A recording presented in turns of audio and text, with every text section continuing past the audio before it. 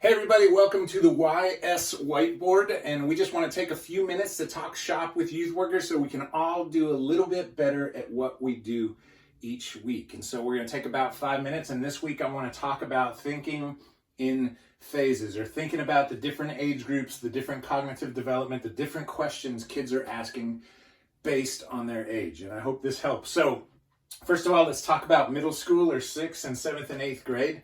One of the big things that they need at this phase is affirmation. They need their journey affirmed, or as I tell and train my volunteers, affirm their journey. They're asking a couple of questions, and they're both who questions. Who do I like, or who likes me in the 6th grade?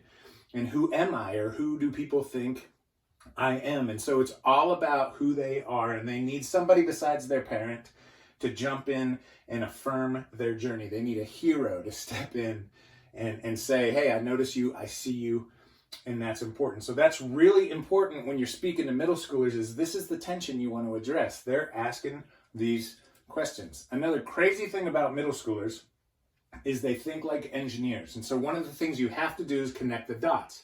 They know all the Bible stories, or at least the kids who came to church as children do. They just don't necessarily know how they go together. Another thing about this is when you're working on a project, you should, as an engineer, you should expect a crisis.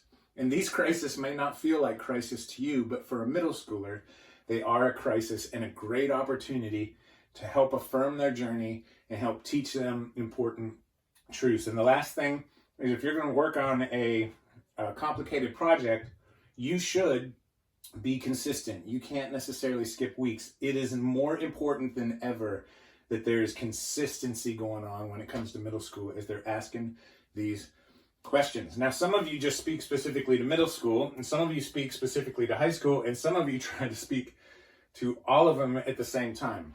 And that is tough and almost impossible. In fact, speakers can't address the whole scope. But this is one reason I love a groups model, because group leaders can. A good speaker can address something, a big idea, and then group leaders can start to dig into all these questions. Let's talk about high school kids. So, high school, the main verb is we want to mobilize their potential, or we want them to mobilize their faith. We want them to quit coming to church and start becoming the church, and that's really important. In 9th grade, they're asking the question, where do I belong? Who is my tribe? In the 10th grade, why should I believe? This is what makes 10th grade such a difficult year. Statistically, this is one of the hardest years for students. It's why you need great leaders walking with them through the season. They move to 11th grade, one of my favorite years. How can I matter? It's where they start to turn outward and they want to matter to the world. It's a super fun year and a super fun age to teach.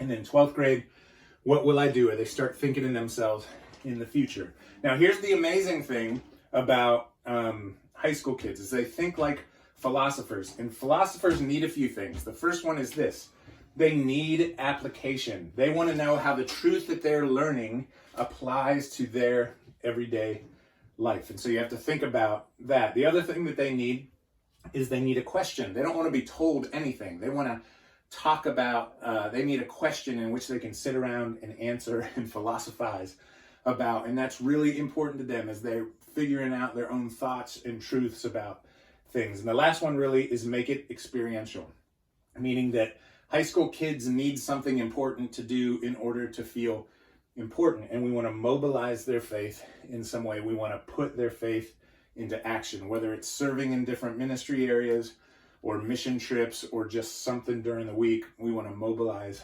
their faith. And I hope this is somewhat helpful. I hope it helps you think in phases, because it will help your ministry, it will help your communication, it will help your planning, it will help the way you build Sundays and Wednesdays and camps. But if you want more information, this is all out of one of my favorite books. It's called It's Just a Phase, So Don't Miss It. I think this is the most powerful family ministry tool that has been published in the last 20 years. It's by Reggie Joyner and Kristen Ivy, some of my favorites, and it is packed full of information like this, not only for high school students, but also for children in preschool, which makes it a powerful book for you and your team at the church to work through as you think about your next gen phase, because great senior programs start in preschool.